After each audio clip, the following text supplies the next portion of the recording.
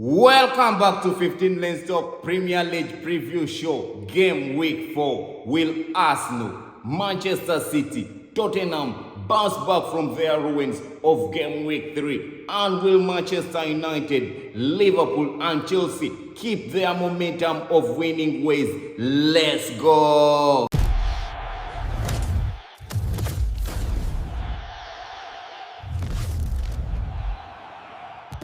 Let's start with the early kickoff of Game Week 4. Arsenal versus Nottingham Forest. We know both teams suffered defeats in Game Week 3 to their respective opponents. Arsenal suffered a defeat against Liverpool and Nottingham Forest suffered a defeat against West Ham United. So here, both teams are trying to get back to their winning ways. It's a very crucial game. We know Arsenal has started very slow this season. Even though it has 2 wins, but both wins and the 3 games they have played this season are not convincing. They are not fluid enough. They are not showing any sign. They are too defensive. They are not releasing Victor Gyökeres. They are always passing sideways. They play safe. Arteta is still on the handbrake. Yes, he needs to let go of the handbrake. And are we going to see it against Nottingham Forest? The only positive in this match, what I think is Nottingham Forest also this week sacked their manager Nuno and they brought in Ange Postecoglou. And we all know the positive is here. Ange Postecoglou likes to play attacking football and on top of that, a high line. Are we going to see Arsenal facing an attacking Nottingham Forest, a high line Nottingham Forest? Because we know Ange Postecoglou was, last season he suffered 20 defeats when he was coaching Spurs because of his high line. He's a guy who likes taking risks, likes playing a high line. He doesn't care. It is always his way or the highway. Are we going to see Arsenal facing that Nottingham Forest that with the philosophy of Ange Postecoglou that he used in Spurs, or did he go back and revisit his notes and say, and now understand that Premier League, sometimes you have to sit back, sometimes the wins are more important than your playing style. So tomorrow, the early kickoff between Arsenal and Nottingham Forest will be taking place, and also Nottingham Forest signed Zinchenko on deadline day on loan, so we are not going to see him face Arsenal. Yeah, which is a positive news on the side of Arsenal, but it's not that of a threat. And are we going to see Victor Gyökeres playing to his potential? Because we have seen all the games he has played, Arsenal have not used him to his potential. Arsenal team like to pass sideways, like to do what? Even against the Liverpool game, they did not create anything for him. You understand? So, but if we go back, on the other hand, we saw Arsenal players on international break. They performed. Noni Madueke scored. Mikel Merino scored a hat-trick. Odegaard also scored and assisted. And Victor Gyökeres also assisted. But he was also under scrutiny from the media of Sweden. Yeah. So let's see what tomorrow's game holds for Arsenal and Nottingham Forest. And we are going to see which team will come out tall in that game. And still on the Arsenal and Nottingham Forest, Saliba and Saka, for them, they are still on the sidelines. Spurs versus West Ham. We saw West Ham got their first win against Nottingham Forest. And also Spurs suffered their first defeat of the season against Bournemouth. So both teams are going in this game. One trying to bounce back to their winning ways, and the other team trying to keep the momentum of their winning ways. We know right now Graham Potter is under a lot of pressure.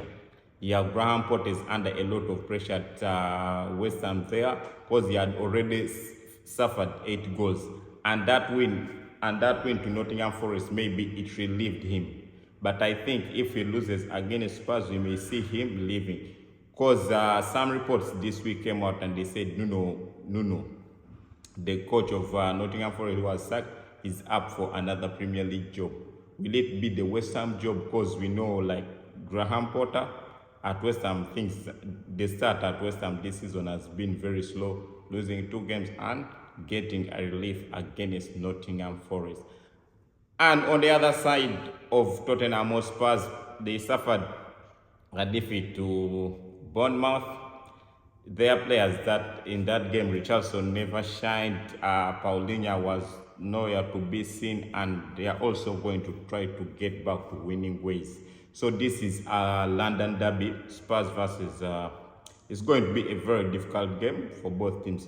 One have to bounce back to winning ways, and another one wants to keep their job and keep the momentum to get some points. You understand? So Spurs, are we going to see Richarlison, Kudus, and Mohamed Kudus is going back to West Ham. Yeah, he will be going back to London Stadium where he performed really well and he was loved there.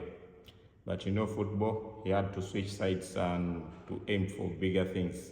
So this game is going to be decided on tactical genius and which team wants it more. Chelsea versus Brentford. This is Chelsea's 4th London derby.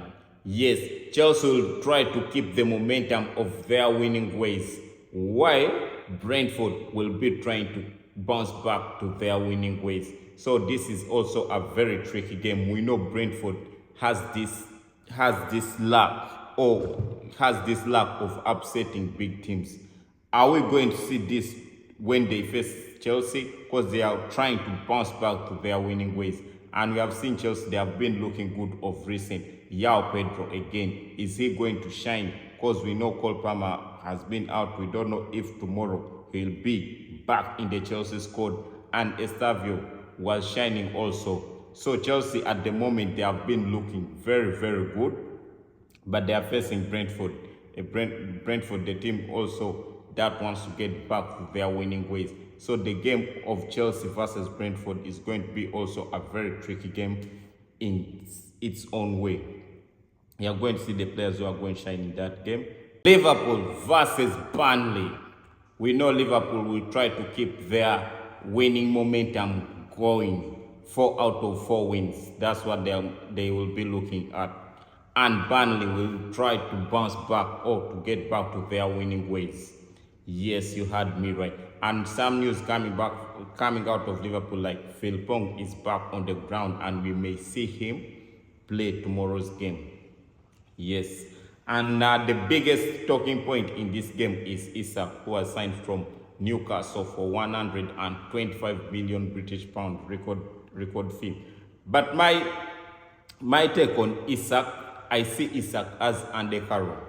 If you all remember, Andy Carroll was a record signing he was also a record signing from Newcastle to Liverpool, but he suffered a lot of injuries. And we all know, if you follow Newcastle and Liverpool, their deals have been pretty good, but the players have suffered a lot of injuries and consistency. Andy Carroll, when he left Newcastle for Liverpool, we saw he suffered a lot of injuries. And he was putting on the number 9 jersey. Henrique. When Henrique was playing for Newcastle, he was one of the best left back in the Premier League. But when he moved to Liverpool, the guy suffered a lot of injury. So for me, and we saw, if we go back and track on Isaka's Newcastle spell, he has been always injured. He has not had that momentum, even though last season it was his breakthrough season, scoring 20 goals, but he has always been suffering with a lot of injuries. And another talking point here is Newcastle. When the transfers started, we thought that Newcastle are going to have Ekitike and Isak. But now it turned out to be vice versa, that Liverpool now have Ekitike and Isak. You understand? But for me, on the Isak thing with Liverpool, I think he will flop. I think because I've seen these transfers between Newcastle and Liverpool flopping, and all those players have suffered a lot of injuries. Even when you go back and track Jonjo Shelvey from Liverpool to Newcastle, when Jonjo Shelvey was at Newcastle, he was suffering a lot of injuries. So Isak may be a hit. Yeah, he may give Liverpool those moments, but I think the consistency and injuries are going to hold him back. And the biggest game of game week 4, the Manchester Derby. Manchester United versus Manchester City. Yes, one team, Manchester United, wants to keep the momentum of winning going because we know these first games of the season, Robin Amorim, apart from the Arsenal game where he played some nice football and everyone praised him, the next games he was under a lot of pressure, most especially the Grimsby game. They were calling for his head, and against Burnley in game week 3. VAR saved him. Right now, he's going to face a wounded Man City. That's also looking to get back to the winning ways.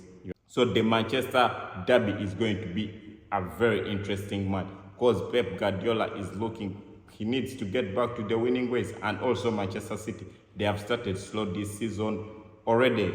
Omar Mahamouche has suffered an injury, so he won't be there. But the good news, we may see Rodri starting in the Manchester derby. Phil Foden also came back, and Manchester City defensive issues still stand. We thought at the end of the transfer maybe they are going to get in some defenders, but Pep Guardiola did not sign any defenders. They only signed Donnarumma, and also on the other side of Manchester United, we saw Andre Onana leaving on deadline day. So the Manchester derby this season, both maybe Ruben Amorim is the one who is under a lot of pressure, but yeah, because he needs to keep that momentum, and Pep Guardiola also has to bounce back to the winning way. So that game is going to be cinema. We are going to see how everything unfolds. And Lenny Yoro came out and called out Haaland and said Haaland is he doesn't fear Haaland because he's the only striker. He can't fear a striker who just gets 4 touches in the full 90-minute game. So he's not worried about Haaland. But everything will unfold on Sunday when Manchester City face Manchester United.